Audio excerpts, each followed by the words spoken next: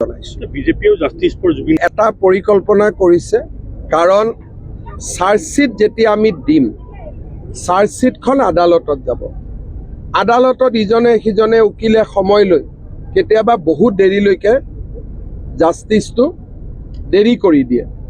অসমৰ ৰাইজে জাষ্টিছটো সোনকালে বিচাৰিছে সেইকাৰণে বিজেপিৰ কেম্পেইন হ'ব যাতে ফাষ্ট ট্ৰেক কোৰ্ট গঠন কৰা হয় স্পেচিয়েল পাব্লিক প্ৰচিকিউটৰ হয় আৰু পানী নখৰাকৈ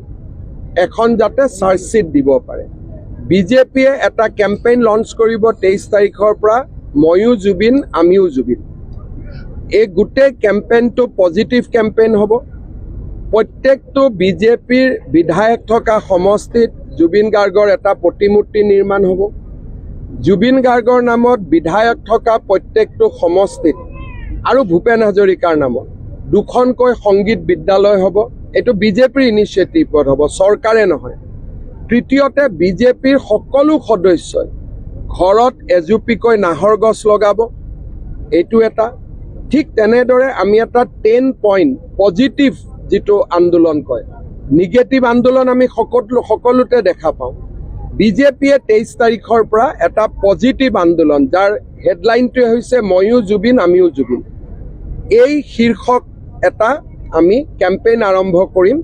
23, 24, 25, 26, 27, 28 ৰাজপথত বিজেপিৰ সদস্যসকল থাকিব যোনে ন্যায়ৰ প্ৰক্ৰিয়া ক্ষিপ্ৰ কৰাৰ দাবী জনাব কিন্তু সংবিধানৰ মাজেৰে গণতন্ত্ৰৰ মাজেৰে ন্যায়ালয়ৰ মাজেৰে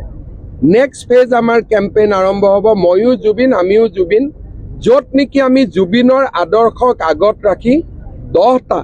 সমাজৰ কাৰণে প্ৰয়োজনীয় আমি কাম কৰিম জুবিনৰ